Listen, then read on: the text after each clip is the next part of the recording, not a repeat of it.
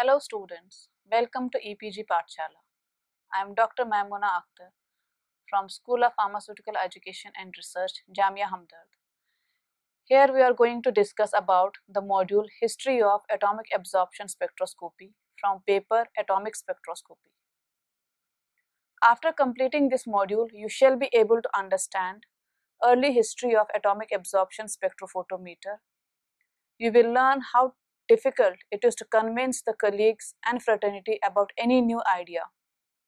Similarly, it was difficult for Walsh, the father of atomic absorption spectroscopy, to persuade his colleagues and the scientific community that these simple ideas are attractive and deserve to be implemented as an industrial technology. How different advance took place along with the development of the parts of the instrument will be also discussed. Coming to atomic absorption spectroscopy, a brief about atomic absorption spectroscopy is that it's a technique that involves study of absorption of electromagnetic radiation in relation to atomic structure. It's a technique for measuring the concentration of various elements in sample under study through their absorption of light. It is relatively simple, reliable technique which uses absorption of radiation by free atoms from determining the content of different elements.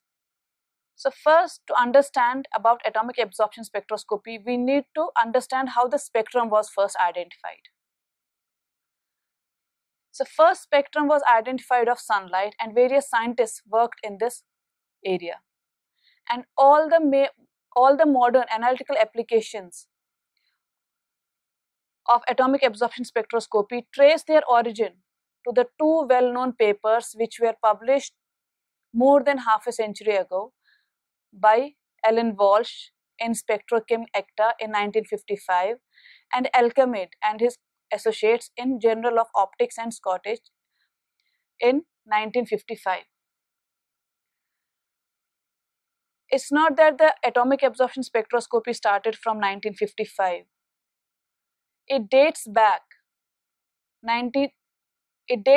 to 1672 when Newton published his first observation on sunlight, and he used prism for dispersion of sunlight. Wollaston in 1802 discovered the black lines in the sun spectrum but did not give any significance to these lines. It wasn't until 1817 when Fraunhofer studied these dark lines which bear his name. Fraunhofer in 1817 studied these lines and assigned letters to the strongest line starting from the red end of the spectrum with the letter A. He built the first spectroscope to measure refractive indices precisely with immediate goal of producing achromatic lenses. He showed how to measure the position of the lines precisely but did not give any explanation regarding their origin. In 1820, it was Brewster who explained these Fraunhofer lines. He explained that they were caused by absorption process in the sun's atmosphere. In 1859, Kirchhoff, a physicist, and a Bunsen, in 1860, who was a chemist by profession, explained the origin of Fraunhofer lines.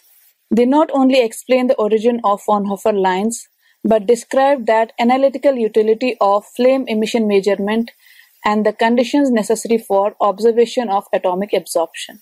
The figure shows the experimental setup which Kirchhoff and Bunsen used for the study of sodium spectrum. Relationship between emission and absorption.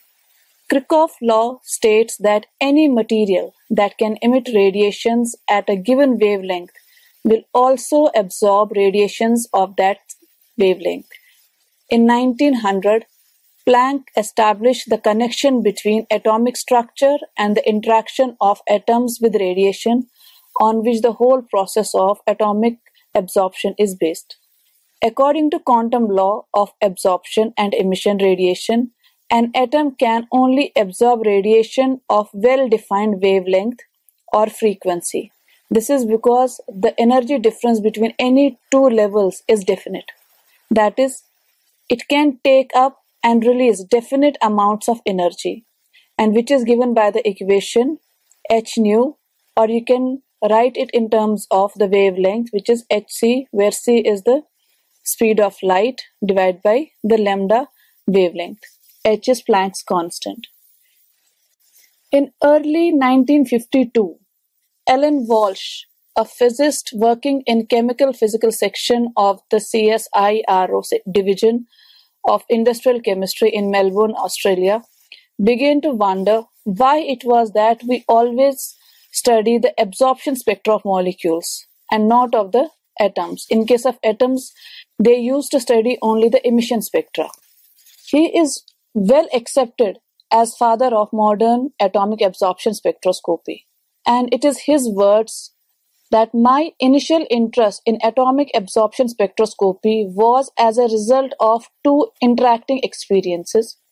One of the spectral chemical analysis of metal over the period from 1939 to 1946. The other is of molecular spectroscopy over the period from 1946 to 1952. The interaction occurred early in 1952 when I began to wonder why was in my experience molecular spectra usually obtained in absorption and atomic spectra in emission. In February or March 1952, he suggested that the spectrometer employing a modulated light source and synchronously tuned detection system should be considered for recording atomic absorption spectra. The event leading to the development of atomic absorption spectra was described by him like Sir Alan Walsh is widely accepted by all as the father of modern atomic absorption spectroscopy. This is the first outline by Sir Alan Walsh for the measurement of atomic absorption. You can see it is written by his hand only. In April-May 1952, he carried out his first experiment using a sodium discharge lamp as a light source and a town gas flame for atomizing a sodium counting solution. He isolated the D lines from the lamp by means of direct vision spectroscope. This is the first laboratory model of an atomic absorption spectrometer demonstrated at an exhibition of scientific instruments in Melbourne in March 1954 by Sir Alan Walsh. Salient features that were discovered by Walsh includes the high-resolution monochromator is not necessary in case of line radiation source. Second, the principle of modulation, which makes the technique selective and eliminates the radiation emitted by the atomizer, and the use of laminar flames of relatively low temperature to atomize the sample.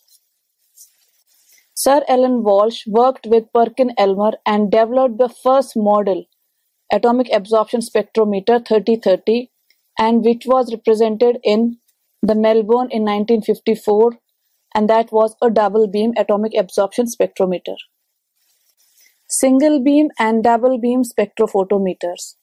In 1954, Walsh and his co-workers presented the first atomic absorption spectroscope. In 1963, Perkin-Elmer manufactured the first specialized flame atomic absorption spectrometer designed by Kahn and Slavin. It was after that the atomic absorption spectroscopy was universally accepted as an instrumental method of analysis. This slide shows you the first single beam spectrometer and double beam spectrometer. The advantage of single beam is that all the radiant energy goes through the sample and is collected by the detector. Whereas in case of double beam, some of the radiant energy gets dispersed and lost. Advantages of single beam spectrometer are that it uses minimum number of optical components which lower the loss of radiant energy. The precision attained by a single beam spectrometer, especially at low absorbance value, nears to the limit of detection. The advantage of double beam spectrometer is, in contrast to it, that it has long-term stability. So once the first atomic absorption spectrometer was developed, the attention got into the source of light. So there were development of spectral radiation source, hollow cathode lamp, Walsh used hollow cathode lamp with modified seed lamp with fused in electrode for atomic absorption spectrometer. Manning and Volmer introduced hollow cathode lamp that was marketed under the trade name of Intensitron. Mica discs and ceramic materials were also used to separate anode and cathodes. They helped in the stabilization and localization of glow discharge, intense emission of the lamp current, and a better ratio of the emission atomic lines in comparison to the ion lines with less self-absorption and longer lifetime. In recent times, hollow cathode lamps, the glow discharge is enhanced by microwave or by radio waves. Compared to conventional hollow cathode lamps, an improved signal-to-noise ratio and lower limits of detection were achieved with these lamps. The discovery of, or you can say the design of electrode discharge lamp was another milestone in the advances in the source of light. In 1935, Bloch and Bloch designed the first electrode-less discharge lamp for use for volatile metals such as arsenic, selenium, or tellurium. Alchemade in 1955 used flame as a radiation source for atomic absorption spectroscopy, in which high metal salt concentration were sprayed, which produced emission lines wider than those of the absorption lines. This was not acceptable, and it prevented the wider application of flame as a radiation source. It was Hanley in 1976 who conducted research on multi-element atomic absorption spectrometer with a continuum source. In 1996, a research group at the Institute of Spectrochemistry and Applied Spectroscopy in Berlin, Germany, proposed a completely new spectrometer concept. So when it comes to burners and flames, the advances were made also in this area. The spectral observation in alkali and alkaline earth metals were observed by Kirchhoff and Bunsen on the line reversal spectra. In 1929, London-Guth introduced a pre-mix burner with pneumatic nebulizer, which paved a breakthrough for flame emission spectrometry for the quantitative spectral analysis of elements. Another group of spectroscopists and analysts from the field of flame emission spectrometry preferred the direct injection or total consumption burner, which is explained in next figure.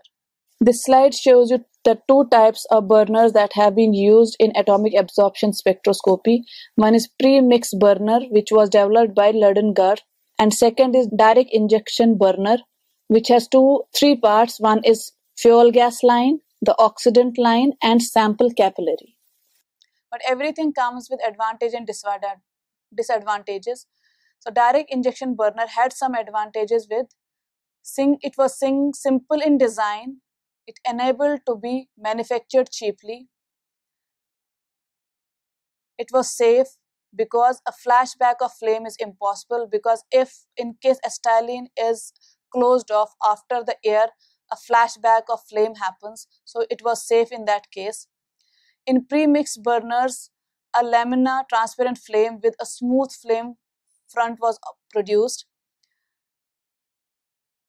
And it has an advantage of possibility of using virtually all imaginable gas mixtures, but which is not practically possible. Aerosol and flame gases are not pre-mixed, which results in the production of turbulent flame with a diffuse flame font, which becomes a disadvantage of the system. In a pre-mixed burner, a laminar transparent flame with a smooth flame font is produced, therefore, as there is distinct zonal structure of the concentration of the analyte atom. The more uniform droplet size allows atomization within a restricted zone of the flame. Only air can be used as the oxidant. Theoretically, any combination can be used, but practically only air can be used as the oxidant. cool air propane, air hydrogen and air acetylene mixture flames have been used, with which only 30 to 35 elements were determined. Long tube burner. Fuva and Wallis in 1963 introduced a long tube burner in which the flame of a direct injection burner was directed at the opening of a tube of ceramic material mounted in the beam path of a spectrometer. The major limitation of this system was the sensitivity that was restricted by the lifetime of the atoms. The electrothermal atomization. In 1961, B. V. Lowe described his electrically heated carbon tube furnace as an atomizer for atomic absorption. He significantly improved the equipment and analytical procedure over the next decade. The publication of the paper by Hans Mannesmann from the Institute of Spectrochemistry and Applied Spectroscopy in Dortmund in 1966 was an important milestone in the further development of electrothermal atomic absorption spectroscopy. He first used electrodeless discharge lamp in atomic absorption spectroscopy for a large group of volatile elements and proposed and used pyrolytic graphite in furnace coating and elevated argon pressure in the atomizer. This is the paper which was published by Mannesmann in 1966. Mannesmann significantly simplified both the design of the furnace and analytical procedure by replacing sample vaporization into an isothermal furnace using an additional electrode with its vaporization from the furnace wall while heating the furnace. This modernization of graphite furnace proved fatal to the electrothermal atomizer. In 1968, Woodruff and his group developed similar type of furnace as that of Lowe except its length. In 1970, the first commercial electrothermal HGA-70 atomizer was put on in the market of atomic absorption spectrometers. The figure shows Perkin-Elmer HGA-70 first commercial graphite furnace, wherein A is atomizer, B is schematic cross-section, showing cooling chamber, graphite contacts and graphite tube.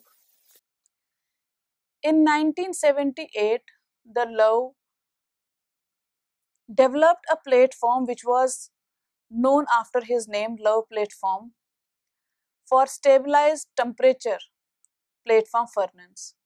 This system, in addition to sample evaporation, also involved the rapid heating of the platform and measurement of the integral area of the absorption pulse.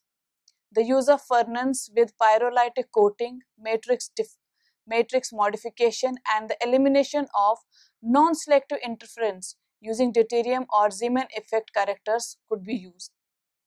The matrix effects on analysis could also be excluded, and aqueous solution of analyte could be used for the calibration of the instrument. In this way, the Walsh idea of the possibility of developing an analysis without comparison with chemically analyzed standards or synthetic samples of non-composition became a reality. Atomizer. Lowe 1961 and Woodruff in 1968 introduced an atomizer which was almost similar to that of the ideal embodiment of an isothermal atomizer in which vaporization and atomization of the sample were carried out independently. The major limitation with these atomizers was their size and difficult operation. In contrast to these atomizers, carbon rod atomizer was introduced by Varian at the beginning of 1970s, which is illustrated in the given figure CR90. It consists of transversely heated graphite cup mounted that could be independently heated. The authors called it two-step atomizer. The major limitation with this was that interference were due to concomitant and poor repeatability of the measurement. Determination of mercury was a challenge, so the development in this area was made by Polycott and Whitcomb by developing a chemical vapor generation technique. They used to reduce the mercury salt to metallic mercury with tin chloride in combination with atomic absorption spectrometer. Hatch and Ott extended this technique and employed it for the analysis of metals, rocks, and some soil samples. In 1971, the first commercial system for the determination of mercury by the cold vapor technique was introduced. Cadmium and arsenic determination by cold vapor technique was first described by Sans Medel and his colleagues. In 1980, Drashchen and his co-workers described a method in which graphite furnace was preheated to 370 degrees and then arsine was introduced via glass tube. The hydride dissolute and arsenic is pre-concentrated in graphite tube and can be subsequently determined by graphite furnace atomic absorption spectrometer. This figure shows closed circulatory system for the determination of mercury by the cold vapor technique. Free metallic mercury released by the reduction with tin chloride in reaction flask, and part 2 is circulated by a pump. 3 shows through the absorption cell, and then it is bubbled and absorbent at 4th position with a 3-way valve, then adding the drying reagent. Bismuth was determined using a similar apparatus as explained by Drash, but the determination was explained by Lee. Using radio tracer, he discovered reproducibility of the bismuth up to 70% by a tube which is independent on the temperature range between 25 to 350 degrees centigrade. Brouko and his team in Russia and Sturgeon in Canada investigated the form of hydrides pre-concentration during the following years. Zheng et al. In China and Sturgeon and co-workers found that if the graphite tube is pre-treated with palladium, then virtually all hydride forming elements could be pre-concentrated at relatively low temperatures and can be actually estimated by using atomic absorption spectroscopy. The real breakthrough came when it was discovered that coating with iridium was only highly effective in sequestering the hydride but also gave high durability. Analysis of solid samples was another challenge in atomic absorption spectroscopy since it requires a sample in the gaseous form, and it was all the more important for heat-resistant metals and alloys, semiconducting ceramics, or highly pure and difficult compounds to dissolve. In 1999, Hornung and Kriven introduced a technique in which one can lower the detection limit for the majority of elements by 1 or 2 order of magnitude in comparison to the most efficient electrothermal atomic absorption spectrometer method for analyzing suspensions by increasing sample mass to several dozen milligrams and excluding the dissolution. In the work by Kriven and his colleagues, the direct dosing of solid sample was implemented on a completely automated device manufactured by Analytic Gina AG. I would like to conclude this history by some words from scientist B.B. Lowe, which was very actively working with Sir Alan Walsh in development of the atomic absorption spectroscopy. He said, "The historical development of atomic absorption spectroscopy since 1955 shows that the mere proposal and demonstration of a new method is not sufficient to effect its actual application in analysis. The birth of a new idea alone does not automatically lead to its acceptance as a member of an established family. An adequate follow-up, including the propagation of the idea, the optimization of the necessary equipment, and its trying out in practice are at least as important as the birth. In this respect, the effort that have been made at the CSIRO, for example, to construct simple, practical hollow cathode lamp for various elements have been a decisive factor in the success of atomic absorption spectroscopy. In regard to last point, nobody will hesitate to acknowledge Sir Alan Walsh as the father of atomic absorption spectroscopy. My real but late discovery in this time was mainly my realization that the absorption flames photometer described in our 1955 paper was an important invention. Important, but thanks to the pioneering work of the Walsh and his associates. So students, in this module, we learned a brief history of development of atomic absorption spectroscopy. We learned how difficult it is to convince the colleagues and fraternity about new ideas and how important it is to have perseverance, and how different advances took place along with the development of different parts of the instrument.